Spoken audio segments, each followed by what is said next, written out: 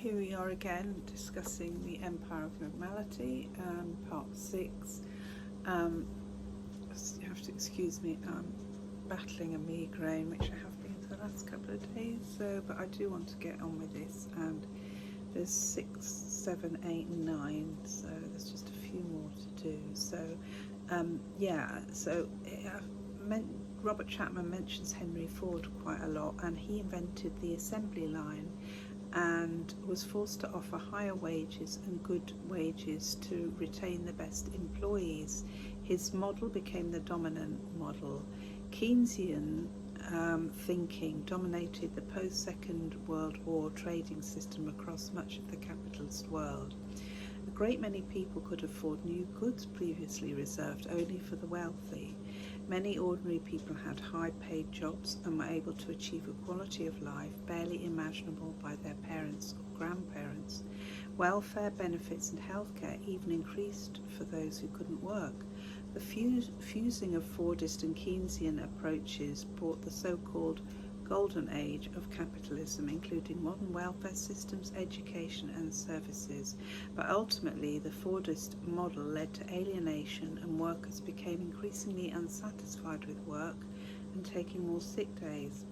Unable to take pride in their monotonous work, people felt unfulfilled despite access to a greater number of possessions than their parents and grandparents had. In the Fordist era, jobs were stable and could be left behind at the end of the day. The worker would then return to their private life where they could relax or pursue their personal interests. In the post-Fordist era, distinctions between home and work, public and private, employed and unemployed collapsed as work became casual and precarious, while workers became always reachable through phones and emails. Capital and production increasingly spread beyond work into the weekend and evening. Online browsing has led to being constantly bombarded by adverts, profit-led, social media content, and being subtly guided by algorithms. The sensory cognitive intensification of capitalism shut out many more people from education and work.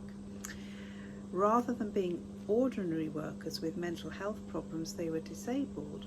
More people were harmed by and considered unsuited to the needs of the new economy and its sensory, cognitive and emotional requirements. A diagnosis of autism was previously restricted to a limited number of cases, but was rapidly expanded. The broadening of autism into a spectrum was first suggested in 1979, the year Thatcher became Prime Minister, and began expanding over the following decade. Since the 1990s and 2000s, the spectrum has continually widened as an ever-rising percentage of the population falls short of the social, communicative and sensory processing capabilities required by the new economy. In 2021, a UK government report found that only 22% of the autistic population were in employment, despite many desiring to work. It's not just the emotional requirements of the services economy, but the invasive sensory and information environments of the modern world, where there's a bombardment of lights, advertising, screens, etc. I'm quoting some, but most of it is quoted or paraphrased from the book, as I said in previous videos. Now, this is another quote that Robert Chapman quoted from an autistic person who said, "I struggle with bright lights and noise. I hate swaying or spinning motion. I cannot cope in big crowds where there are a lot of competing noises, and my sense of smell is often overpowering. It feels like my brain is being squeezed and all of my muscles tense up. My heart races fast and my breathing quickens. At this point I lose the ability to think straight, and my thoughts sound like they are overlapping and nonsensical."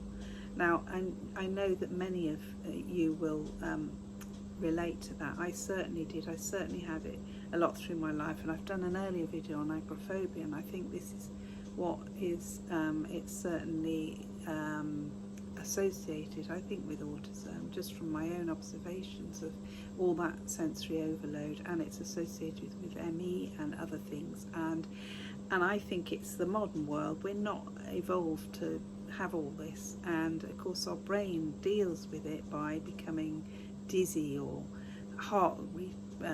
symptoms, heart racing, feeling, sweating, shaking, needing to escape, and all that sort of stuff. I'm not saying our ancestors didn't need to escape with the fight or flight, but it was a real, matter of life or death, whereas this is a very different thing. It's So neoliberalism and capitalism have brought a pace in the tempo of life that has increasingly disabled those whose cognitive processing fits a less hurried pace. It is hardly surprising that a diagnosis where a central criterion is resistant to change would rapidly expand from 1980 onwards. Never before have humans been required to live at velocities necessitated by the shifting and precarious post-Fordist world. Now, that's me quoting, but yeah, you can see how this, that's exactly what I was saying before. We're not evolved to live at this sort of pace, and of course, resistant to change is because I think that neurodiverse people, it's normal to not want to live at that pace, and it's a sort of abnormal, for want of a better word, where we've got to race along and whiz through life and do all these unnatural things. The rise of neoliberalism coincided with the practices of normalisation, where the divergent are changed to become more normal. Behavioural interventions for autism still focus on using a reward system to normalise neurodivergence.